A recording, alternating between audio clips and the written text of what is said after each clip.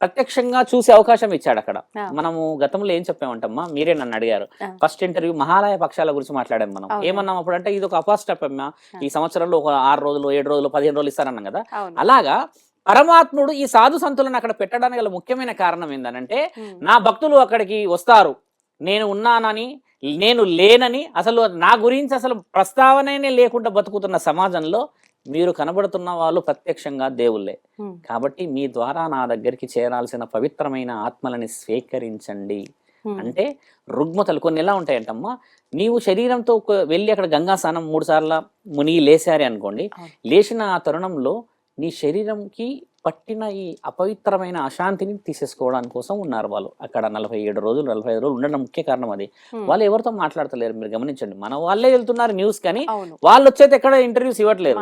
వాళ్ళు ఏం చేస్తున్నారంటే అమ్మ, ఒక హోమగుండం పెట్టుకొని అగ్నిహోత్రం రుద్రయాగం చేస్తూ ఉన్నారు కంటిన్యూగా. మన వాళ్ళు వెళ్ళి విభూది పెట్టుకోవడం, ఆశీర్వాదం తీసుకొని వచ్చడం ఇదే జరుగుతుంది. వాళ్ళు హోమం చేయాల్సిన అవసరం ఏముంది ఆ పవిత్రమైన స్థలంలో?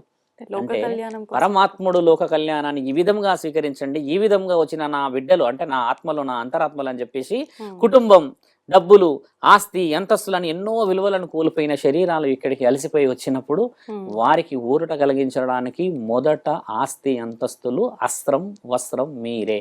ఆయన గారి గురువు తల్లి, నాగసాధువులు, అఘోరాలు వీళ్ళందరూ అక్కడ ఉండి ఏం చేస్తారంటమ్మా, నీకు తెలియకుండా నిన్ను ప్రొటెక్ట్ చేసి పంపిస్తున్నారు అక్కడి నుంచి. వాళ్ళు ఎలా ప్రొటెక్ట్ చేయగలుగుతారు? చాలా మంది 45 రోజులు ఉన్నారే. ఈ క్వశ్చన్ ఏ మీడియా అడగట్లేదు. ఎందుకంటే మీడియాకి కావాల్సిందల్లా ఆయన వేసుకున్న విభూది, ఆయన వేసుకున్న జుట్టు, ఆ రుద్రాక్షలు ఇవే కావాలి. కానీ అసలు ఏమి జరుగుతుంది ఒక మానవ శరీరం ఇక్కడ మునిగిన తర్వాత, ఆ పవిత్రత ఎందుకు వస్తుంది, మరి ఇల్లు ఎలా బాగుపడుతుంది అని అడిగితే అమ్మా, ఏకదాటిగా 100 మంది చెప్తారు ఆ ప్రశ్న. లోక కళ్యాణం కోసం చేస్తున్నాము, ఇందులో ఈ విషయాలు ఉన్నాయి, ఇందులో ఈ వివరణలు ఉన్నాయి. అంతెందుకమ్మా, అక్కడ కాశీ నుంచి ఒక అఘోర్యాలు వచ్చారు, తెలుగు వాళ్ళంట. వాళ్ళు ఇక్కడ నెల్లూరు ఏడు ప్రాంతంలో బతికిపోయిన వాళ్ళే.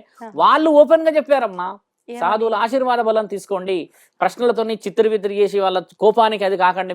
మీరు కేవలం మీరే రావట్లేరు, మీ వెనకాల మీ యొక్క జన్మకి దాగి ఉన్న రహస్యాలు కూడా వస్తున్నాయి అనంటే, నువ్వు ఏ జన్మలో ఏ పాపం చేశావో, ఏ జన్మలో నువ్వు ఎవరి రుణంలో ఉన్నావో, ఈ జన్మలో నువ్వు ఎవరికి ఏ రుణాన్ని ఇవ్వబోతున్నావో, అంటే బాధ్యత గాని బరువు గాని ఇంక ఎలాంటి పరపతిని ఇవ్వబోతున్నావు అనేదమ్మా నీ శరీరంతో ముడిపడుందని అక్కడ గురువులకు మాత్రమే తెలుసుంటది. అందుకని వాళ్ళు ఏం చేస్తారు, ఎంత మంది వచ్చి ఎన్ని ఇబ్బందులు పెట్టినా వాళ్ళ సహనం ఇంతవరకు కోల్పోలేరు. వాళ్ళ గురు లక్షణాలు మనం తెలుసుకోవాల్సింది ఏంటంటమ్మా, ఆశీర్వాద బలం నా తర్వాత బాగుండాలి, భవిష్యత్తు బాగుండాలన్న వాళ్ళందరికీ ఆశీర్వాదం ఇచ్చారు. నిజంగా మీరు అన్నట్టుగా నిజమైన గురువులు సాధువులు అయితే అంత సహనంతో ఓపికగా మనం ఎంత విసిగించినా కూడా వాళ్ళు ఏ మాత్రం కూడా చలించకుండా వాళ్ళ యాగాలు, వాళ్ళ పూజల్లో, వాళ్ళ ధ్యానాల్లో వాళ్ళు ఉండిపోతారు. కానీ ఇప్పుడు చూస్తున్నాం చాలా మంది రకరకాల కనికట్టు విద్యలు చేస్తున్నట్టు, ఇవన్నీ కూడా వీళ్ళంతా నిజంగా మనం కరెక్టే అని అనుకో. అక్కడ ఉన్న కనికట్టు విద్యలో ఉన్న వాళ్ళు మీరు అనేది క్షుద్ర పూజ. అయితే ఒక ఎక్స్పీరియన్స్ మాట్లాడుకుంటే ఎట్లా ఉంటుంది, క్షుద్ర పూజలు చేసేవాళ్ళు ఉన్నారు. క్షుద్ర పూజలు చేసేవాళ్ళు త్రివేణి సంగమం మొత్తంలో మీరు ఎతికినా దొరకరు. ఒక ఎలా అంటమ్మా, ఒక గ్యారంటీగా మాట్లాడచ్చు. ఎందుకంటే అక్కడికి క్షుద్ర పూజలు చేసేవాళ్ళు రాలేరు. ఎందుకు రాలేరంటే, క్షుద్ర పూజ అనేది ఆత్మలని పట్టుకోవడం. ఆత్మలని పట్టుకోవడం అమ్మా, బాగా గమనించండి. ఆత్మలను పట్టుకోవడం అంటే ఒకటి ముళ్ళ కంచె వేసో, లేకపోతే ఏదైనా ఫెన్సింగ్ వేసో, లేకపోతే ఏదో డబ్బా లాంటిదో సీసా లాంటిదో బందీ చేయడం, పట్టుకోవడం అంటే ఇది. ఆత్మలని విడుదల చేయడం అని అంటే ఆల్రెడీ పట్టి పీడిస్తున్న వాళ్ళని వదిలించడం. ఈ పట్టి పీడిస్తున్న వాళ్ళని వదిలించడం అనేది పరమాత్ముడు మాత్రమే చేయగలడు. బందీ చేసేవాడు అక్కడికి రాలేడు, ఎందుకంటే అది పవిత్రమైన గంగా స్నానాలు. ఇక్కడ కొంతమంది మీరు కనబడ్డట్టుగా ఇలాంటి వాళ్ళు మారువేషంలో తిరుగుతున్నారు. అక్కడ మారువేషంలో తిరుగుతున్న వాళ్ళది మన ఛానల్లో 10% చూపిస్తున్నారు. 90% వాళ్ళ ఈపులు మామూలుగా పగులుతలేవు. అక్కడ పెద్ద పెద్ద గొడవలు. నిన్నగాక మొన్న చూసిన ఇన్ఫర్మేషన్ ఏంది, ఆ చికెన్ వండుకుంటున్నారు వాళ్ళు. అక్కడ వండుకుంటుంటే సాధు వచ్చి ఆ చికెన్ కిందికి అలా పడేసేసి, ఆయన పెద్ద కర్రకి ఇట్లా ఒక వెపన్ ఉంది, చాలా షార్ప్ వెపన్, గండ్రగొడ్డెల్ లాగా ఉంది. దాన్ని తీసుకొని తలలు మొత్తం నరకేయడానికి ఉరికాడు ఆయన. అందరు పట్టారు ఆయనని.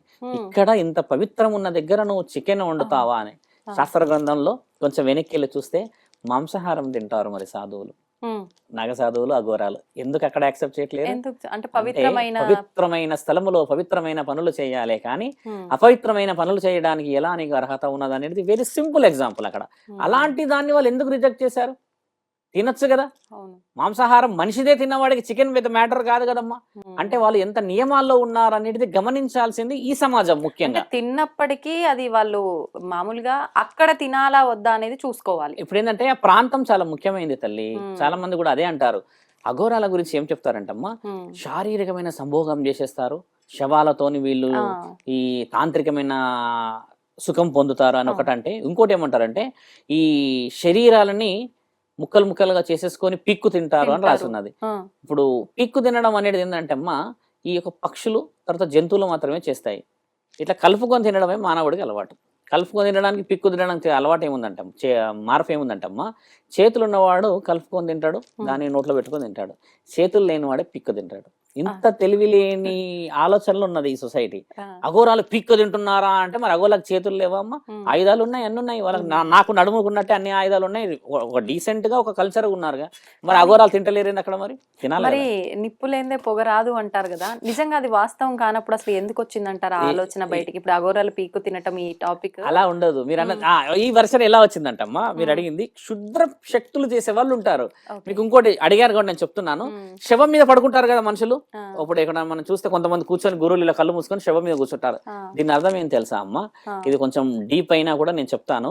ఒక ఆత్మ శరీరాన్ని వదిలిపెట్టిన తర్వాత అమ్మ, ఈ దహన కార్యక్రమాలు కానీ పూడ్చే కార్యక్రమాలు కానీ అయ్యేంత వరకు ఈ ఆత్మ జస్ట్ ఓన్లీ 3 meters లోపే ఉంటది. ఇది రుజువు చేయబడిన శాస్త్రం మన దగ్గర, గరుడ పురాణం ఉంది. ఇప్పుడు ఇలా ఉన్న వ్యక్తి ఈ చుట్టుపక్కే ఉంటాడు అనమాట. ఇంకా ఆయనని ఆధీనం చేసుకోవడానికి కూర్చుంటారు వీళ్ళు. ఎవరు కూర్చుంటారు? క్షుద్ర పూజ శక్తులు సంపాదించడానికి. అసలైన అఘోరాలు నాగసాధులు ఏం చేస్తారంటే, ఆ వచ్చిన ఆత్మని పవిత్రంగా స్వీకరించేసి పాపపు పుణ్యాలు నీ యొక్క కర్మలని నీ ఎడమ చేత, అంటే where we see the pulse, ఎక్కువ శాతం చూస్తారు కదా ఇలా, ఇది పట్టుకుంటారు తల్లి. ఇట్లా శవం యొక్క చేతు, శవం నాడి చూస్తారు. ఇలా పట్టి చూసినప్పుడు ఆ ఆత్మ వాళ్ళకి కనబడుతుంది. ఇలాగా ఏం జరిగిందో తెలుసు, కానీ అప్పటికే వాళ్ళది ఆగిపోతుంది, కానీ అలా ఉండదు. మీకు గమనించాల్సిన విషయం ఏంటంటమ్మా, ఒక శరీరం వదిలిపెట్టిన తర్వాత మనిషి 24 గంటల తర్వాత లోపల నుంచి కొన్ని ఆర్గాన్స్ అన్ని డిఫెక్ట్ అవుతూ వస్తూ ఉంటాయి. ఫస్ట్ ఐస్ ఫ్రీజ్ అయ్యి, బ్లడ్ ఇట్లా కొన్ని ఉంటాయి కదా. వీళ్ళు ఇక్కడ పట్టుకోవడానికి గల కారణం ఏంటంటే, నీ యొక్క ముఖ్యమైన పల్స్ లాస్ట్ కు వదిలేది పల్సే అనమాట. అంటే నరాలు మొత్తం చచ్చుపడిపోతాయి కదమ్మా, ఆ చచ్చుపడే ఎండ్ అనమాట వాళ్ళు చూసేది. చూసినప్పుడు ఇలా పట్టుకున్నప్పుడు ఊరికే నువ్వు నేను చూస్తే వచ్చేది కాదు కదా తల్లి. ఆయన ఒక గురు సాధకుడు, ఆయన ఒక అఘోరా సాధకుడు, ఆయన ఒక నాగ సాధకుడు. ఆయన పరమశివుడిని మెప్పించి భిక్ష చేస్తూ సమాజ శ్రేయస్సు కోసం ఆయన జీవితాన్ని అర్పించిన మహానీయుడికి కనబడకపోతే మరి ఎవరికి కనబడుతుంది? ఇది కూడా ఆలోచించాలా వద్దా? ఇప్పుడు నీవు నేను గుడిలోకి వెళ్ళేసి పూజ చేయగలమా? చేయగలం. మంత్రాలు చదవగలమా? చదవగలం. కానీ ఆ తండ్రి ఆ మంత్రాలు ఆయన పురోహితుడు ద్వారానే వినగలడు. నీ భక్తిని చూడగలడు తండ్రి. ఈ తరుణం ఎందుకు తెలుసుకోదు సమాజం? అందుకని ఆయన చూసి ఏం చెప్తాడు, ఏం చేయాలో. ఆత్మ శాంతించలేదని చెప్పగలుగుతాడు, ఆత్మకి ఏదో కోరిక ఉందని చెప్పగలుగుతాడు, అమ్మ ఆత్మ లేదు వెళ్ళిపోయిందని చెప్పగలుగుతాడు. మీరు దానికి కావాల్సిన ఈ పూజలు చేయండి అని చెప్తారు. ఇవన్నీ చేస్తున్నారమ్మా అక్కడ వాళ్ళంతా. మిమ్మల్ని ప్రశాంతత చేసే లోక కళ్యాణం చేస్తున్నారు కూర్చొని కదా. ఈ అంతరార్థం ఈ ఛానల్ వాళ్ళు కూడా అడగరు. ఎందుకు అడగరనంటే, అక్కడ మునుగుడు తర్వాత మోనాలిసా మాత్రమే కనబడింది అందరికి. ఆ మోనాలిసా పాప ఏం చేసిందో, ఆవిడ ఏం చేశారు చూసారుగా. ఇంకొక ఆవిడ హోస్ట్ హర్ష ఆవిడ కనబడింది. ఈ ఎర్రగా బుర్రగా ఉన్న వాళ్ళందరినీ పట్టేసుకున్నాడు. తప్పితే శాస్త్రం ఏది, శాస్త్రీయత ఏంది, గ్రంథం ఏంది, మనకు కావాల్సినది పరిణామాలు ఏంది, పవిత్రత అడుగుతలేరే. ఎందుకు అడుగుతలేరు అనంటే, అలాంటి అడిగితే మీరు అన్నట్టుగా వ్యూస్ రావు. ఈ చూడాల్సిన కళ్ళు, ఏ పిల్లి కళ్ళు పాము కళ్ళు ఉన్న వాళ్ళు హైదరాబాద్ లో లేరా అమ్మా? ఈ భూమండలం మొత్తంలో లేరా? ఎంతమంది లేరు? ఆవిడ దగ్గరే ఎందుకు పోయి చూస్తున్నారు అలాగా? నన్ను అడిగితే నేను చెప్పిన గత ఇంటర్వ్యూలో కూడా, ఎవరైతే బాగా అందంగా కనబడుతున్నారో ఆ ప్రాంతంలో వాళ్ళని దేవతల్లాగా ఎందుకు స్వీకరిస్తలేం మనం? అంటే మన కళ్ళు కామంతో, మన కళ్ళు ఆలోచనతో ఉన్నాయి కాబట్టి. ఏమని ఆలోచించాలి? 144 సంవత్సరాలకు వచ్చే, అంటే ఒక మనిషి 3 తరాలకు ఒకసారి వచ్చే మహా కుంభమేళ అది. అలాంటి కుంభమేళలో అంత చక్కగా చూడముచ్చటగా ఉండి రుద్రాక్షలు అమ్ముతున్న ఆ స్త్రీ పరమాత్ముడి ఆజ్ఞలేంది అమ్ముతుందా? అంటే దేవాది దేవతలు అలాంటి వాళ్ళు ఇంకా బతుకున్నారు పుణ్యంగా అని చెప్పేసిన వాళ్ళ కాళ్ళు మొక్కో లేకపోతే వాళ్ళ ఆశీర్వాదం తీసుకొని, అమ్మ ఇలాంటి వాళ్ళని కూడా చూసే భాగ్యం ఉంటుందా? ఇలాంటి మహామేళలు అనేవాడు ఒక్కడు లేడు అక్కడ. దేవతల్లా కనబడ్డారమ్మా ఇంత కుంభమేళలా మీరు అన్నవాడు ఉన్నాడా? आपके आंख कैसे है, आप कैसे चल रहे, रुద్రాక్ష అంత కితే గొప్ప బేచ్ మనసు రే. ఉండుంటే ఇప్పుడు ఈ లేదు, అరాచకాలు జరుగుండేవే అందుకే కాదు. ఇంకా కుంభమేళ జరుగుతుంది. ఆ పవిత్రకు అందుకే పునుగుతున్నారు. నీకు అది తెలిసే వరకే ఆ గంగ పొంగుతూనే ఉంటది. ఆ, అలా పొంగి ఆగిపోవాలన్నప్పుడు నీ మనసు ఆగిపోవాలమ్మా కోరికలతో. కోరిక. అంత సులభంగా రాసింది కాదు గ్రంథాలు. ఉమ్, ఆ నాగసాధువులలో చిన్న చిన్న వాళ్ళనే చూసాం మనం. అవును. అసలైన దిగ్గజాలను ఇంకా చూడలేం. వాళ్ళు బయటికి రాలేకపోతున్నారు మనం ఇప్పుడు అడిగే ప్రశ్నలకి. ఆ, ఈ ప్రముఖ హీరోయిన్లు ఉమ్, చాలా అవునవును. ఫేమస్ ఉన్న వాళ్ళు కూడా ఇలా సాధువులుగా మారిపోయిన వాళ్ళని మనం చూస్తున్నాం కుంభమేళాకు వచ్చినట్టుగా. ఎందుకని అంటే ఒక హోదా ఉండి అన్నీ ఉండి అవన్నీ వదిలిపెట్టుకొని ఎందుకు ఈ సాధువుగా మారటానికి కారణం ఏంటంటారు? మమతా కుల్కర్ని మీరు అడిగిన హీరోయిన్ గారు ఏంటంటే వెరీ వెల్ నోన్ యాక్ట్రెస్, అంటే బాలీవుడ్ అనుకుందాం. And she known as a very well drug addicted actor అని గతంలో ఉన్నాయి, ఆ, కేసులు ఉన్నాయి, ఆ, రుజువులు ఆధారాలు ఉన్నాయి. అంటే విలాసవంతమైన బతుకు ఉంది ఆవిడకి. ఉమ్, అసలైన విలాసవంతమైన బతుకు మీరు అన్నట్టుగా అది కాదు. అసలైన విలాసవంతమైన బతుకు ఇప్పుడు వచ్చింది కదా లైన్లోకి. ఆధ్యాత్మికత. ఈ సాత్వికతకు వచ్చినప్పుడు ఏమైతుంది, మనసు కంట్రోల్కి వచ్చేస్తుంది, ఉమ్, ఆలోచనలు కంట్రోల్కి వచ్చేస్తాయి, ఒక లిమిట్లోనే ఉండిపోతుంది. అంటే ఆధీనంలో, దైవాధీనంలో కావచ్చు, ఇంకేదైనా ఆధీనంలో, గురు ఆధీనంలో ఉండిపోతుంది. ఇక్కడ దాకా రావడం గల కారణం మనం ఏం ఆలోచిస్తున్నాం అంటే, ఒక సాధ్వి 4 సంవత్సరాల నుంచి ఆవిడ ఉందంట ఈ వివరణలో, ఆహా, కానీ ఎప్పుడు కూడా ఆవిడ బయటికి వచ్చేంత సిచ్యువేషన్ రాలేదు. ఎందుకంటే 15 అఖాడాలు ఉన్నాయి మనకు అక్కడ. ఆహా, ఉత్తరప్రదేశ్లో 9 అఖాడాలు ఉంటాయి, యూపీలో. ఉహు, కిన్నర అఖాడా వాళ్ళు మాత్రమే యాక్సెప్ట్ చేశారు ఆవిడని. ఉమ్, మీరు గమనించాల్సిన మాట, మళ్ళీ చెప్తాను. 15 అఖాడాలలో మహిళా అఖాడా కూడా ఉంది. ఓన్లీ స్త్రీలే ladies ఉండే, ఉంటారా? ఆ, స్త్రీలే ఉంటారు. ఆహా. అలాంటిది స్త్రీలు యాక్సెప్ట్ చేయలే ఆవిడని. ఎందుకనండి? కిన్నర్ అఖాడా వాళ్ళు యాక్సెప్ట్ చేశారు, అర్ధనారీశ్వరి అఖాడా వాళ్ళు యాక్సెప్ట్ చేశారు ఆవిడని.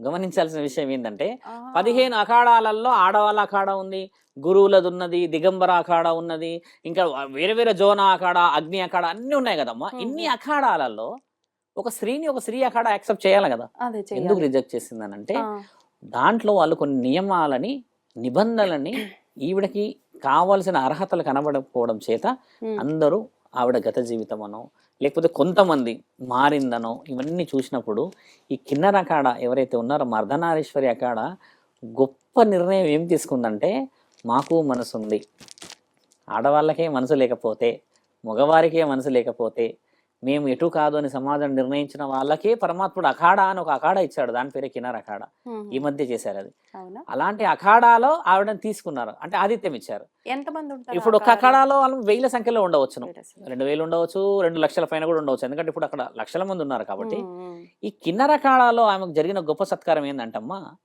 మండలాధికారి స్థానం ఇచ్చారు, మహామండలాధికారి స్థానం ఇచ్చారు. ఉమ్. ఇది యాక్సెప్ట్ చేయలేరు మిగతా అఖాడాలు. ఇప్పుడు ఇలాంటి ఒక స్థానం ఇవ్వాలి అని అంటే ఆ అఖాడాకు నియమాలు సంబంధించిన నియమాలు, నేర్చుకోవాల్సిన అవన్నీ విధానాలు నేర్చుకుంటేనే ఇస్తారా? ఇప్పుడు ఎలా ఉంటదంటమ్మా, ఒక సాధ్వికులు అఘోరీలు ఏం చేయాలంటే 12 years చేయాలి ఎడ్యుకేషన్. ఈ దీంట్లో ఓ, భిక్షమడక రావాలి, భవతి భిక్షాందేహి అనాలి, ఉమ్, అందులో ఏది వేసినా తినాలి, 6 గడపలే అడగాలి, 7వ గడప అడగకూడదు,